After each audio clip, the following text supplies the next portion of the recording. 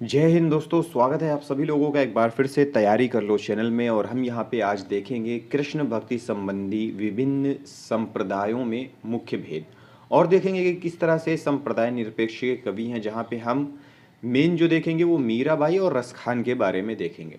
तो पूरी वीडियो के साथ बने रहें। और दोस्तों, अगर आपने हमारी पिछली वीडियोज़ नहीं देखी है तो आप चैनल के प्लेलिस्ट में जाएँ, वहाँ पर यूजीसी नेट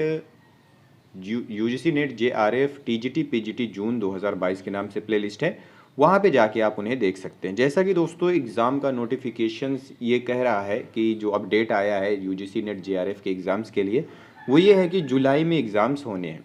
तो उस हिसाब से हम यहाँ पे तैयारी कर रहे हैं। और अगर आपको किसी और भी टॉपिक पर तैयारी करने की ज़रूरत है तो आप मुझे वो टॉपिक बताएं, हम उस टॉपिक पर वीडियोज़ बना सकते हैं। तो चलिए दोस्तों, शुरुआत करते हैं। अगर चैनल को सब्सक्राइब नहीं किया है तो चैनल को सब्सक्राइब कर लीजिए। सबसे पहले हम देखेंगे कृष्ण भक्ति संबंधित विभिन्न संप्रदायों में मुख्य भेद। मध्वाचार्य ने अपने द्वैतवाद में कृष्ण को विष्णु का मूल अवतार माना है, किंतु राधा को स्वीकार नहीं किया है। उसी प्रकार निम्बार्क ने अपने द्वैतवाद में राधा व कृष्ण को आत्मा व परमात्मा के रूप में स्वीकार किया है, जबकि चैतन्य महाप्रभु ने कृष्ण की भक्ति कांता भाव से करने पर बल दिया है। तो ये कुछ भेद है। गोस्वामी हितहरि अंश के राधा वल्लभ संप्रदाय में राधा को अत्यधिक महत्व दिया गया है। तो ये प्रश्न पूछा जाता है कि किस संप्रदाय में राधा को अत्यधिक महत्व दिया गया है, तो याद रखिएगा राधा वल्लभ संप्रदाय में, हितहरिवंश के। हरिदास के सखी संप्रदाय में स्पष्ट कहा गया है कि कृष्ण का संबंध लोक कल्याण से नहीं है, वे केवल लोक रंजन व श्रृंगार के लिए अवतार लेते हैं। तो ये कुछ हैं जो कि अलग अलग संप्रदायों में अलग अलग तरीके से राधा और कृष्ण जी को पेश किया जाता है। संप्रदाय निरपेक्ष कवि मीराबाई कृष्ण की कह सकते हैं कि कृष्ण भगवान की सबसे ज़्यादा जो चाहत रखने वाली प्रियसी कह सकते हैं, वो है मीराबाई। इनके विषय में प्रमाणिक जानकारी का अभाव है। इनका जन्म सन 1504 ईस्वी में हुआ। वह मृत्यु समय 1558 से लेकर के 1563 के बीच स्थिर किया गया है। इनका जन्म मेड़ता के निकट कुड़की नामक गांव में हुआ था। ये मेड़तिया के राठौर रतन सिंह की पुत्री थी, राव दादू जी की पौत्री और जोधपुर को बसाने वाले प्रसिद्ध राव जोधा जी की प्रपौत्री थी। इनका विवाह राणा सांगा के ज्येष्ठ पुत्र भोजराज के साथ 1516 ईस्वी में हुआ था। पति की मृत्यु के पश्चात ये वृंदावन चली गई थी। वहीं इनकी भक्ति में माधुर्य भक्ति समाहित हुई। पति की मृत्यु हो गई थी और उसके पश्चात वो कहाँ चली गई थी? वृंदावन। वहीं से कृष्ण भक्ति की इनके अंदर जागृति आई। मीरा को भक्त रूप धारण करने के लिए परिवार, समाज व लोक लाज से लड़ना पड़ा था।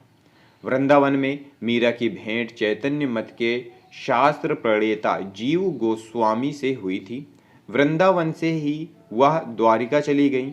वहां रणछोड़ जी के मंदिर में भजन कीर्तन करती थी। वहीं उनकी मृत्यु हो गई।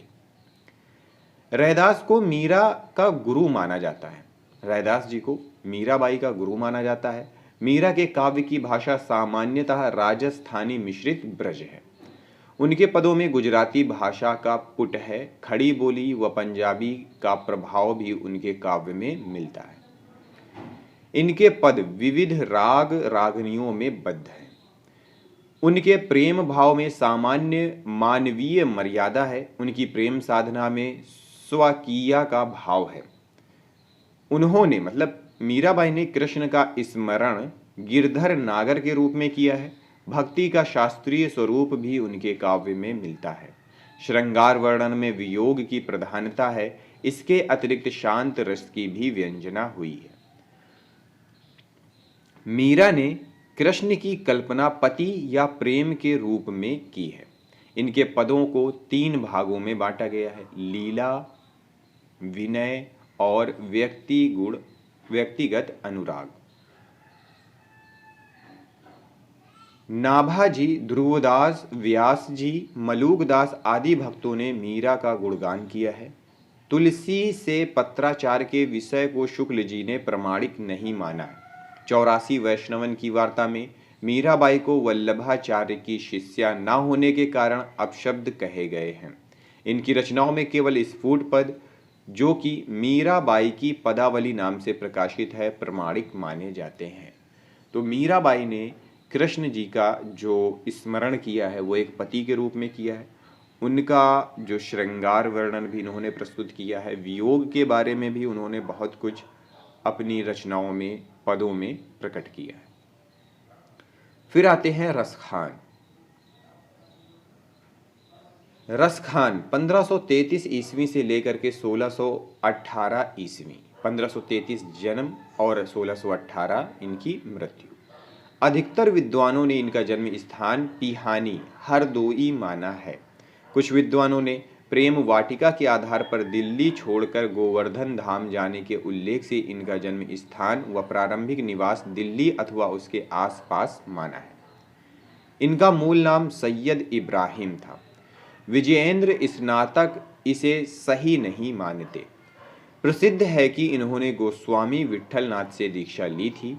रसखान तुलसीदास के समकालीन थे। तो कभी कभी ये प्रश्न भी पूछ लेता है कि निम्नलिखित में से तुलसीदास के समकालीन कौन थे, तो ऑप्शन में दे देगा। तो याद रखिएगा, रसखान भी तुलसीदास जी के समकालीन थे। 252 वैष्णवन की वार्ता में भी उन्हें वल्लभ संप्रदाय अनुयायी माना गया है। ये ब्रज से बहुत प्रेम करते थे। फिर है कि इन्होंने कृष्ण भक्ति काव्य की पद परंपरा को छोड़कर कवित्व सवैयों का मार्ग अपनाया। कवित्व सवैये के अतिरिक्त उन्होंने दोहों की भी रचना की है। इनकी भाषा शुद्ध पारिमार्जिक साहित्यिक ब्रज भाषा है। इनके काव्य में, रसखान के काव्य में श्रृंगार रस की प्रधानता है, वात्सल्य रस का भी चित्रण मिलता है। इनको पीयूष वर्षी अथवा अमृत की वर्षा करने वाला कवि कहा जाता है। मूल गोसाई चरित में तुलसीदास द्वारा रचित रामचरितमानस की कथा सर्वप्रथम रसखान को सुनाने का उल्लेख है। रसखान के विषय में भारतेंदु हरिश्चंद्र ने लिखा था कि इस मुसलमान हरिजनन पर कोटिन हिंदू वारिये। अब एक छोटा सा नोट है, ये भी देख लेते हैं, नोट खर्चा करने वाला नहीं। 84 वैष्णवन की वार्ता तथा 252 वैष्णवन की वार्ता वल्लभाचार्य के पुष्टि संप्रदाय में महत्वपूर्ण स्थान रखती है। जहां पहली पुस्तक में वल्लभाचार्य के शिष्यों की जीवनी एवं कथाओं का वर्णन है, वहीं दूसरी पुस्तक में विट्ठलनाथ के शिष्यों से संबंधित है। इन दोनों वार्ताओं के रचयिता वल्लभाचार्य के पौत्र तथा विट्ठलनाथ के पुत्र गोकुलनाथ को माना जाता है।